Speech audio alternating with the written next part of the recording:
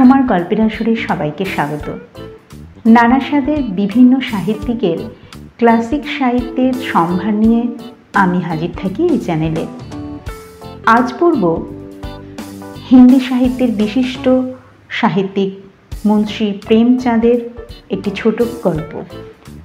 গল্পর নাম মনোবৃত্তি। এক সুন্দরী যুবতীকে প্রাতঃকালে গান্ধী পার্কের বেঞ্চের ওপর ঘুমন্ত অবস্থায় দেখতে পাওয়াটা সত্যি চমকে দেওয়ার মতো ব্যাপার। সুন্দরীরা পার্কে হাওয়া খেতে আসে, হাসে, ছুটোছুটি করে, ফুল গাছের সাথে খেলা করে, সেদিকে কারোরই দৃষ্টি যায় না। কিন্তু কোনো সুন্দরী যুবতীর সারা রাত পার্কের বেঞ্চে ঘুমিয়ে থাকাটা সাধারণ ব্যাপার মোটেই হয় না। এটা সকলের দৃষ্টি আকর্ষণ করার মতো ব্যাপার হয়। পার্কে কত লোকই তো পায়চারি করছে, বৃদ্ধ যুবক সবাই এক মুহূর্তের জন্য সেই জায়গাটায় থমকে দাঁড়াচ্ছে, একবার নজর বোলাচ্ছে, আবার নিজের পথে এগিয়ে যাচ্ছে। যুবকেরা রহস্য ভাবের সাথে মুখে মুচকি হাসি ফুটিয়ে তুলে, আর বৃদ্ধরা চিন্তার ভাবের সাথে, আর যুবতীরা লজ্জায় মাথা নিচু করে। বসন্ত আর হাসি হাফ প্যান্ট আর গেঞ্জি পরে খালি পায়ে ছুটছিল। বড়দিনের ছুটিতে রেস হওয়ার কথা হয়েছে, দুজনে তারই প্রস্তুতি নিচ্ছিল। ওরা দুজন সেই জায়গাটায় পৌঁছে থেমে গেল, আর চোরা দৃষ্টি থেকে ঘুমিয়ে থাকা যুবতীকে দেখে নিজেদের মধ্যে আলোচনা করতে লাগলো। বসন্ত বলল, এ আর কোথাও ঘুমোবার জায়গা পেল না? হাসিন জবাব দিল, কোনো বেশ্যা হবে, কিন্তু বেশ্যারও তো এতটা নির্লজ্জ হয় না। বেশ্যারা যদি নির্লজ্জ না হয় তাহলে তারা বেশ্যাই নয়। অনেক ক্ষেত্রে পরিবারের কুলবধূ আর বেশ্যারা একই রকমের ব্যবহার করে। কোনো বেশ্যা সাধারণত রাস্তায় ঘুমোতে চাইবে না। এটা হচ্ছে রূপ যৌবন দেখানোর নতুন আর্ট। আর্টের সব থেকে সুন্দর রূপ হচ্ছে গোপন করা, প্রদর্শন করা নয়। আর বেশ্যারা এর রহস্য খুব ভালো করেই জানে। এদের গোপন করাটা কেবলমাত্র আকর্ষণ বৃদ্ধি করার জন্যই হয়। হতে পারে, কিন্তু কেবল এখানে ঘুমিয়ে থাকাটা এটা প্রমাণ করে না যে এক বেশ্যা। এর সিঁড়িতে সিঁদুর রয়েছে। বেশ্যারা প্রায়ই সুযোগ বুঝে সৌভাগ্যবতী হয়ে ওঠে। সারা রাত গলায় মদ ঢেলেছে, হয়তো আর ভালো মতন কামটিরাও চলে থাকবে। অবসাদের কারণে ঠান্ডা জায়গা দেখে হয়তো এখানে ঘুমিয়ে পড়েছে। আমার তো একে কুলবধূ বলেই মনে হচ্ছে। কোনো কুলবধূ পার্কে ঘুমোতে যাবে কেন? হতে পারে বাড়ি থেকে লড়াই ঝগড়া করে এসেছে, তা গিয়ে প্রশ্ন করে জেনে নিলেই তো হয়। তুমি একে নম্বরের পাঁঠা। কোনো পরিচয় ছাড়া আমরা কাউকে ঘুম থেকে কিভাবে জাগাতে পারি? আরে গিয়ে পরিচয় করে নেব, উল্টেও আমাদের প্রতি কৃতজ্ঞতা জানাবে। আর ভালো মন্দ শুনিয়ে দিলে। ভালো মন্দ কেন শোনাতে যাবে?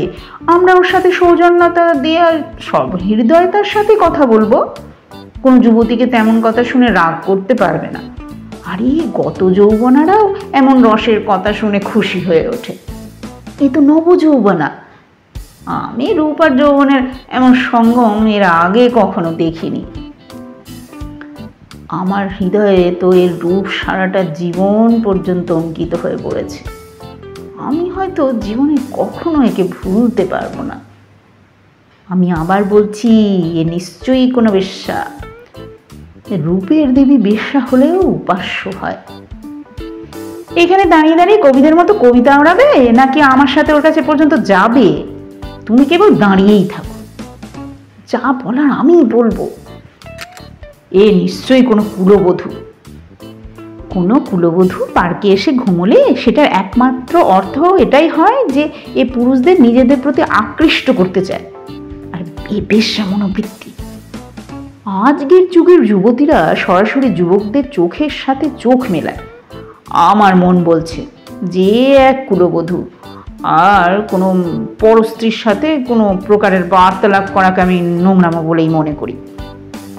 তাহলে চলো আমরা নিজেদের কাজ করি, দৌড়ই। কিন্তু আমার বুকের ভেতরে তো এর মূর্তি দৌড়ে বেড়াচ্ছে। তাহলে এসো এখানেই বসি, এই ঘুম থেকে উঠে যেতে লাগলে আমরাও ওর পেছন পেছন যাব। আমি আবার বলছি এ এক বেশ্যা, আর আমি বলছি এ এক কুলবধূ। তাহলে 10-10 টাকার বাজি হয়ে যাক। দুই বৃদ্ধ পুরুষ ধীরে ধীরে মাটির দিকে তাকিয়ে আসছিলেন, যেন যৌবন খুঁজে বেড়াচ্ছেন।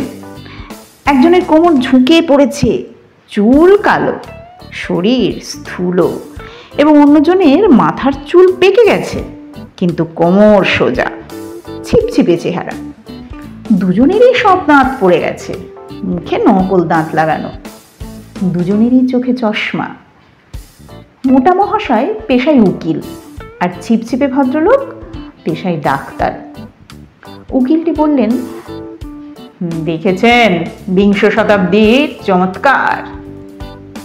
হ্যাঁ দেখেছি, কিন্তু ভারত দুনিয়ার থেকে আলাদা তো নয়। কিন্তু আপনি একে ভদ্রতা তো বলতে পারেন না। ভদ্রতার দোহাই দেওয়ার সময় এটা নয়। হবে কোনো ভালো ঘরের মেয়ে, আর ইয়ে কোনো বেশ্যা হবে। আপনি এতটাও বোঝেন না? বেশ্যা এতটা অশ্লীল হয় না, তাহলে কি ভালো ঘরের মেয়েরা অশ্লীল হয়? নতুন স্বাধীনতা, নতুন নেশা। আমাদের কি, যার ঘরে যাবে সে বুঝবে, জীবন নরকের থেকেও খারাপ হয়ে উঠবে। দুঃখ হচ্ছে যে আমাদের যৌবন আর নেই। কেবল চোখের খিদে মেটানো, মেটান। আমার তো আবার একবার যৌবন ফিরে পেতে ইচ্ছে হচ্ছে। সত্যি কথা হচ্ছে এই যে এখনকার জীবনই সত্যিকারের জীবন।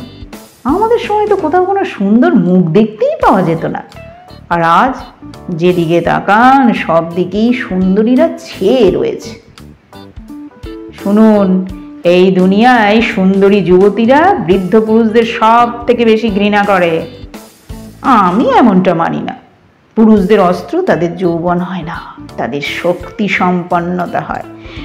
অনেক বৃদ্ধই যুবকদের থেকে বেশি শক্তিশালী হন। আমি এমন অনেক উদাহরণ জানি।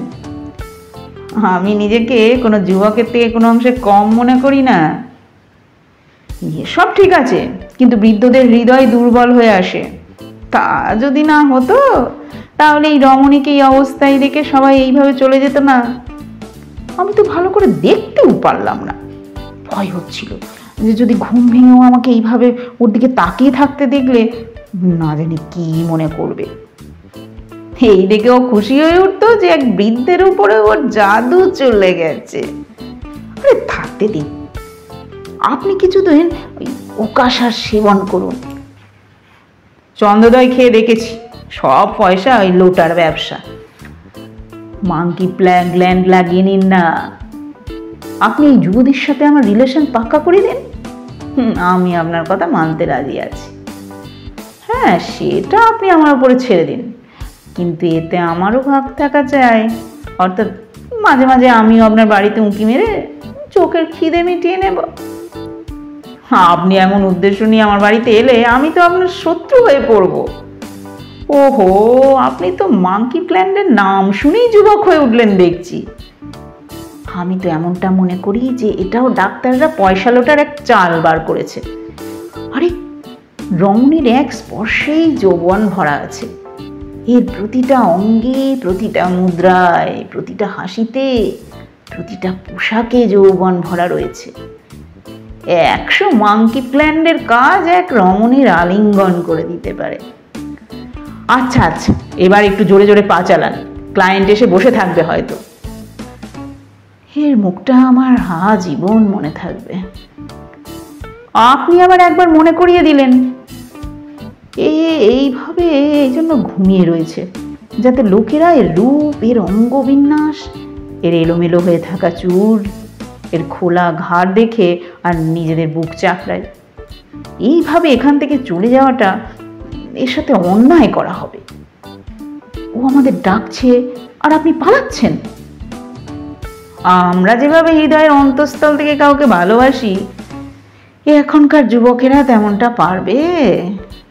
একেবারে ঠিক বলেছেন। আমার তো এমন মেয়েদেরই ভালো লাগে যারা রসিক বৃদ্ধদের খোঁজ করে। যুবকরা তো চ্যাংরা, উচ্ছৃঙ্খল আর অস্থির হয়। তারা প্রেমের পরিবর্তে কিছু দাবি করে, আর আমরা নিঃস্বার্থভাবে আত্মসমর্পণ করি। আপনার কথা শুনে আমার বুকের ভেতরটা কেমন যেন করছে। কিন্তু একটা কথা মাথায় রাখবেন, এর যে যুবা প্রেমী এসে পড়লে এলে আসবে, আমি এসবে ভয় পাই না। আপনার তো পরিবার রয়েছে।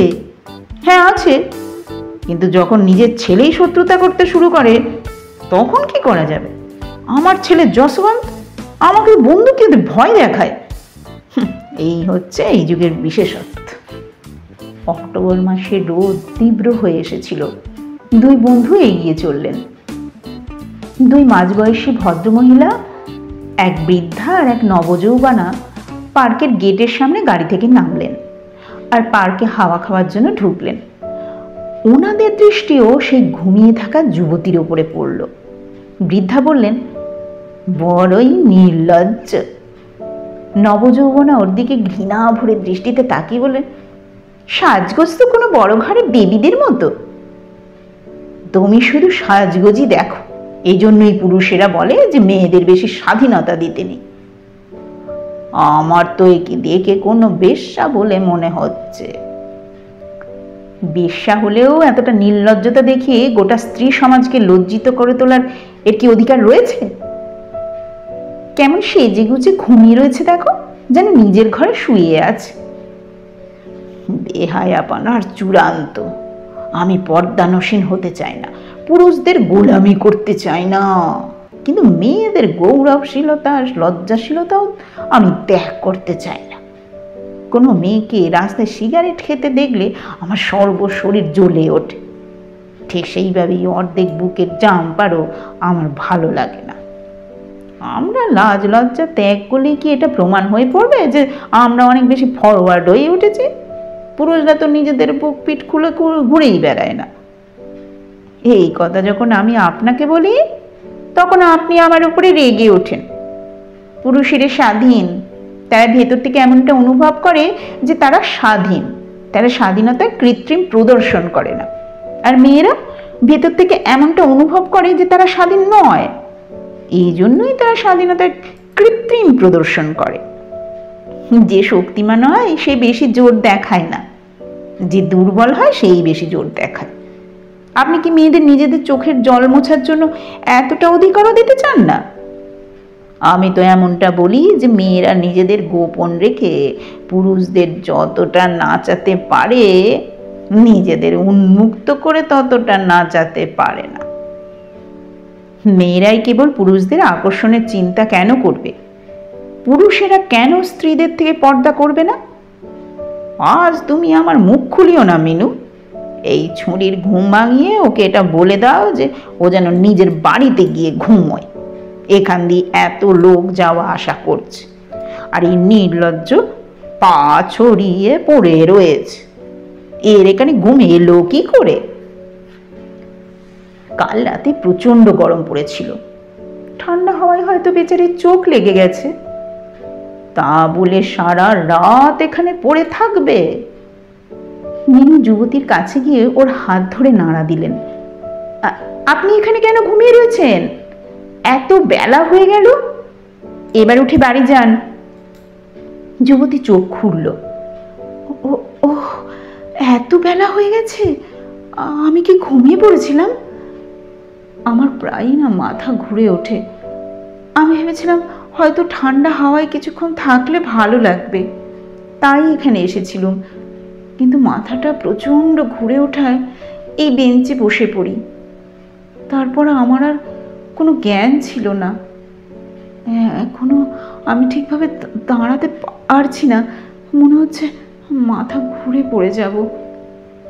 অনেক চিকিৎসা করিয়েছি, কিন্তু কোনো লাভই হয়নি। আপনারা নিশ্চয়ই ডাক্তার শ্যামনাথকে জানেন, উনি আমার শ্বশুর হন। যুবতী আশ্চর্যপূর্ণ স্বরে বলেন, আচ্ছা, উনি তো এখনই এদিক দিয়ে গেছেন। সত্যি? কিন্তু উনি আমাকে চিনবেন কি করে? এখনো আমার গহনা হয়নি। আপনি কি ওনার ছেলে বসন্তলালের পত্নী? যুবতী লজ্জায় মাথা নিচের দিকে করে নিয়ে সম্মতিসূচক মাথার ঘাড় নাড়লেন।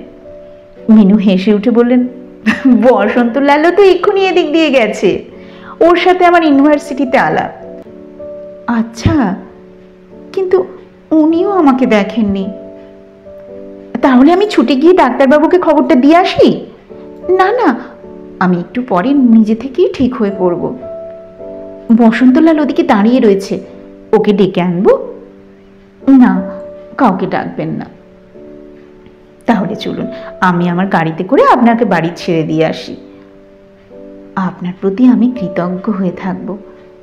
আপনার বাড়ি কোন এলাকায়? বেগমগঞ্জ, মিস্টার জয়রাম দাসের বাড়ি। আমি আজই বসন্তলালকে সব জানাবো। আমি কি করে জানবো যে উনি এই পার্কে আসেন? কিন্তু সঙ্গে কোনো পুরুষ মানুষকে তো রাখতে পারতেন আপনি। কিসের জন্য? কোনো প্রয়োজন ছিল না। গল্পটা কেমন লাগলো তা অবশ্যই কমেন্ট করো। ভালো লাগলে লাইক শেয়ার করতে ভুলো না। আর এরকম ভালো গল্প, ক্লাসিক স্টোরি শুনতে হলে আমার চ্যানেলটি যারা এখনও সাবস্ক্রাইব করোনি তারা অবশ্যই সাবস্ক্রাইব করে দিও। দেখা হবে অন্য কোনো নতুন গল্প নিয়ে। আজ এই পর্যন্তই, বিদায়।